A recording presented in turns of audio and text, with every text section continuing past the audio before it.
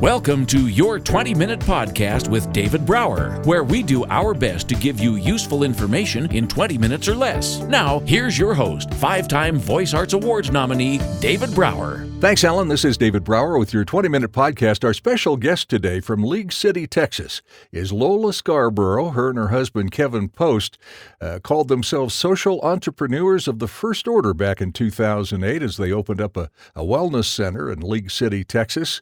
And Kevin is, by all accounts, an actual real rocket scientist. He's a systems analyst at Boeing, does all kinds of moon and Mars things there, and he's got a BS in aeronautics, theology, as well as a master's. You have a BA in political science, all kinds of education, yoga, meditation, and so on.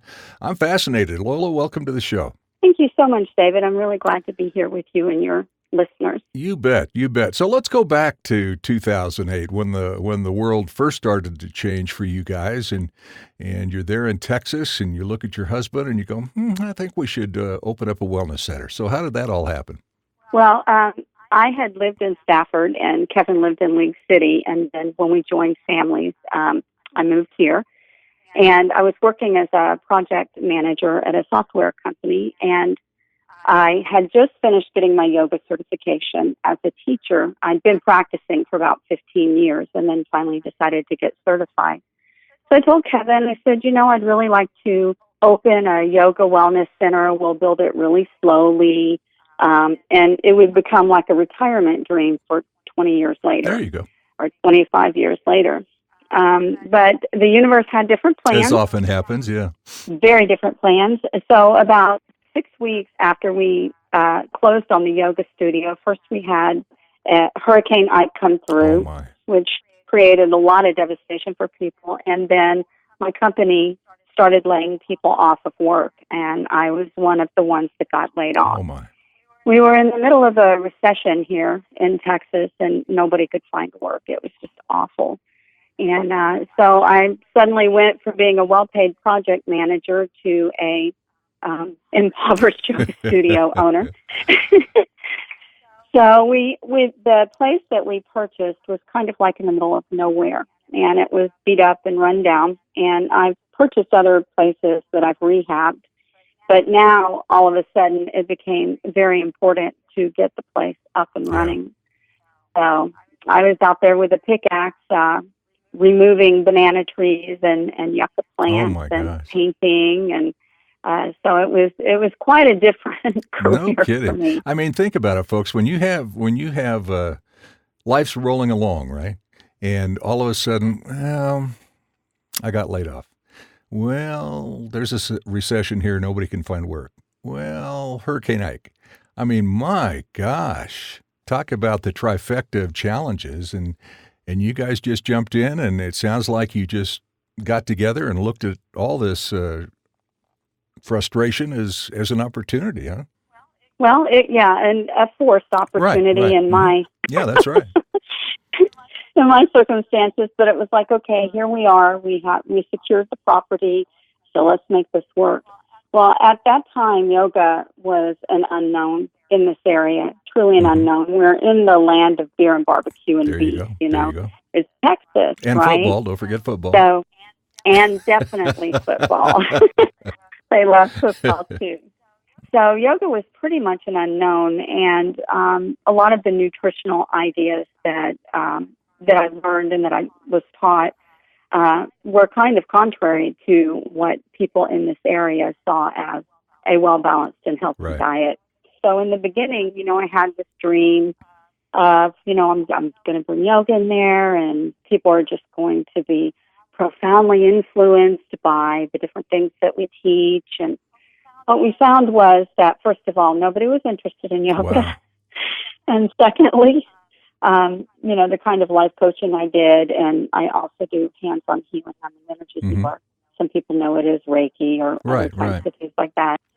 Just was not something that people around here really had ever heard of or experienced. Let alone a well-balanced meal. Yeah, and what I would consider a well-balanced meal from my training.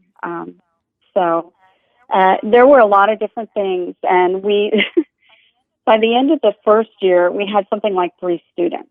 And so I'd go home, I'd come home and say, oh, wow, I had a big class today. I had 3 students. Good for you, though. Yeah, so we hung in there. We dug in, we hung in there. We put our shoulder to the wheel, and with persistence and patience, a lot of hard work, a lot of personal sacrifice, we began to see it grow, and people started coming to us, and our reputation as a studio spread. So we changed some of our offerings to make it more suitable for the area. For example, the yoga that I teach is very spiritual in nature, but we realized for a lot of people, that's not what they were looking for. So while I still teach that yoga, we added in other kinds of yogas that are more fitness-based, so that people who are more into just fitness and they're not looking for the spiritual component of yoga have a place to go and at least get a beginning introduction to what yoga is and what yoga means. Very smart. And and then we scaled some of our other offerings as well, so that I kind of grew from just nutrition to many other different types of coaching offerings. So that has allowed me to kind of grow what I've offered to people here, and it meets more of what the culture here requires.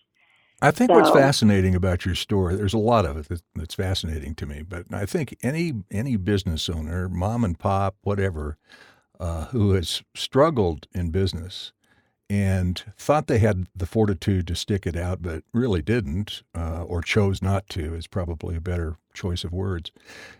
You guys were hit with a trifecta of challenges in the beginning. You hunkered down. You figured out a way to be optimistic, to push forward, to be in a community that literally knew nothing about you or what you were doing, and going, you know what? We're going to do this, damn it.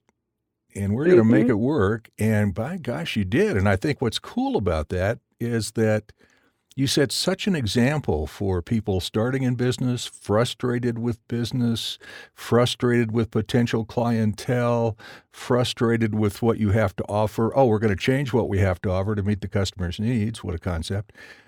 I think it's fascinating. And you chose, I'm sure you change your business plans 4 or 5 times a year just to figure out what your target's going to be next week, right?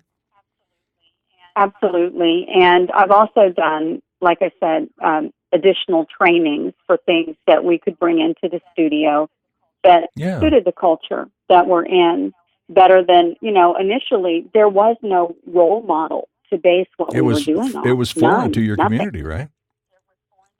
It was foreign to our community. So, we just had to kind of learn along the way, and, we've taken some pretty hard knocks, but we're always excited that, we can look at each other and say, it's been almost 11 years now, and we're still here.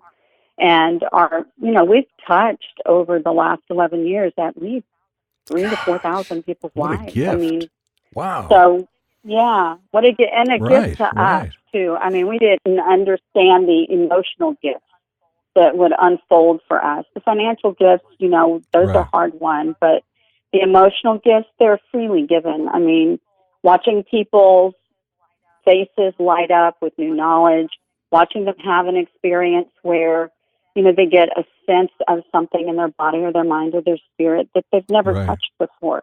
It's just beautiful beyond words. I got goosebumps on that. I love that stuff. It's just, and especially when it's, I guess, organic, for lack of a better term. There's no, okay, we're going to chart this course and we're going to give this lady goosebumps and here we go. It's just, it's organic and it happens and they light up like a Christmas tree, which makes you light up like a Christmas tree. And that, you got to have the money to pay the bills, granted, but that's the payoff, right? It is. That really is the payoff. And that's why we're still doing it. And, we live in a world where there's so much anxiety and distress and fear. To be able to even go somewhere for just an hour and drop all of that and just breathe and move is absolutely it's a gift. It is. I started a chair yoga class probably 4 or 5 months ago. never been a fan of yoga, Pilates, any of that stuff. My wife loves it, and I'm going, yeah, whatever. And so I heard about this chair yoga class. I'm going, I'll check that out. And oh my God, after the first day, I was hooked. I look forward to it every week. It's like you're moving, you're learning how to breathe, you're stretching, you're working on balance, and it's, it's not competitive, it's healthy, and it's just, it's fascinating to me, all the different levels of education that you've had that you're able to pass along to people to meet their own individual needs, I guess is what I'm getting at, right? Yeah, because everyone is different. And the beautiful thing about yoga is you can scale it to meet any need, from, the needs of someone who's in a wheelchair to someone who is a triathlete. Yeah. Wow. So, I mean, I can't imagine all the education you've done. I mean, we got yoga, meditation, wellness, coaching, nutrition, and that doesn't even cover half of what you do, right? You've studied herbs, nutrition, all kinds of stuff, and all of that in an effort to not only gain knowledge and help you improve and stay engaged in your profession, I assume, but also to create different opportunities so that when one person walks in the door, you have something to offer them. That's right. And to just kind of widen the scope of who I am, I have a 2-year degree in Ayurveda, which is the predominant medical system in India. And it's a lifestyle, nutrition-based approach. They use herbs, and they have medical treatments that are not common to the U.S. But there's so much that you can do with Ayurveda, and of course we're not doctors here. Here we're just practitioners who support people in their nutritional journey and in lifestyle choices that benefit their health. But I learned so much about herbs, and I've studied Chinese herbals as well. And just learning what a pharmacopoeia God has offered us through the plants and through the trees and through, the sunshine and the fresh air. It gives you a whole new appreciation for the absolute intelligence with which this universe was designed, and how truly good our Maker is to us. I mean, it just is mind-blowing and humbling, and, it couldn't agree with more. awe. And you don't have to go back that far. I mean, if you just go back to when the Native Americans were allowed to be Native Americans, what a concept.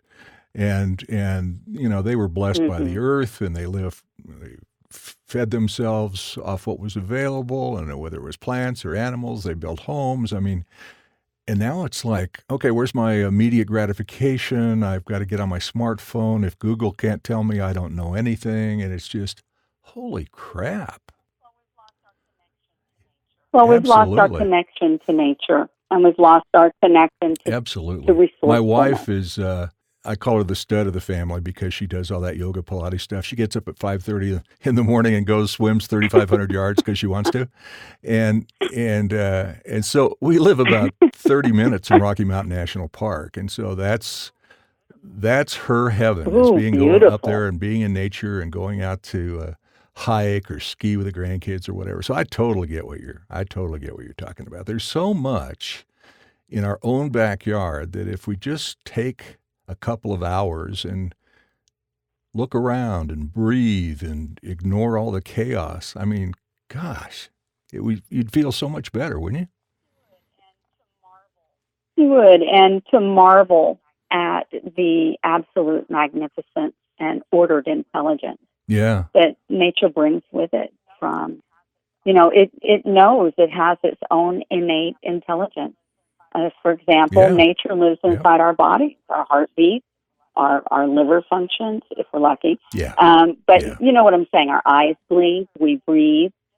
These are things that are just given to us, and they're, as a part of nature, they operate. They know what to do all on their own, and when we don't mess them up, well, if there was a doctorate back in the day, God would have been the first recipient.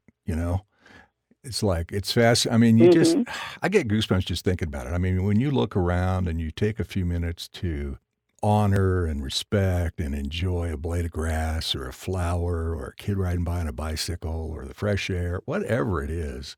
I'm a big gratitude fan, and it's just world changing when you can find time in this chaotic world to breathe and feel blessings and feel gratitude about the smallest of things. Yeah, your heart feels a lot better and your health Absolutely right. benefits. I see you guys are both working on PhDs in comparative religion. What's that? Tell me about that. We are. The one that we're working on is through the University of Sedona. And my husband, his background is in theology, so he's done a lot of study in the Christian religion. And mine is kind of smattered across everything. So one of the interesting things that we're finding, because we're taking this journey together, is he is really able to teach me a lot. I mean, I know I was raised Church of Christ, so I know the teaching, but he knows the teaching. He knows. He can recite them from memory.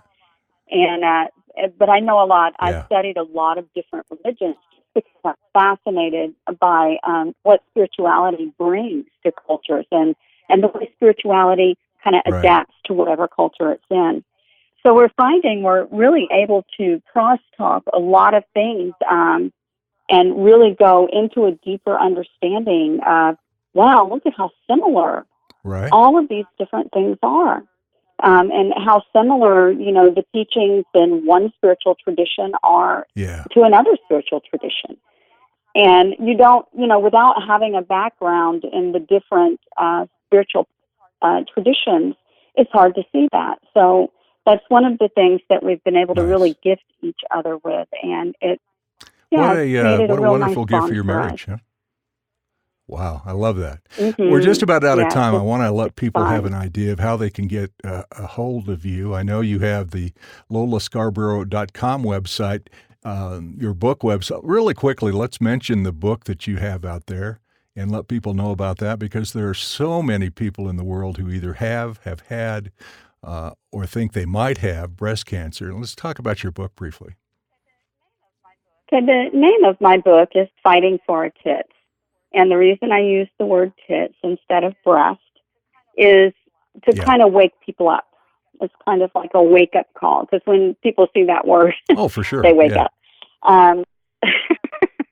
But what the book is about is it's about so many different ways that you can approach your health care in general that then translates into breast care. There are also different chapters where breast care itself is exclusively addressed. And then I have a chapter where I put in an amazing different number of modalities that can be used to complement any kind of healthcare practice. For example, acupuncture, sweat lodges, working with crystals, working with color, meditation, so that sort of thing. So it covers the whole range of natural methods to not only heal yourself, but to stay healthy, vital, and vital. What an absolute gift. And folks, you can find it at LolaScarborough.com. 1 in 8 women develop breast cancer. You can learn tools that can help defy those odds. There's blogs, your mission, book reviews, all kinds of stuff. So definitely a must read. Lola, thank you so much. This has been like the world's fastest 20 minutes on the planet. And I wish you and your husband continued success. If people want to reach out to you to learn more about your book, to learn more about your teachings, your healing, learning center, and all that kind of stuff, what's the best way for them to find you?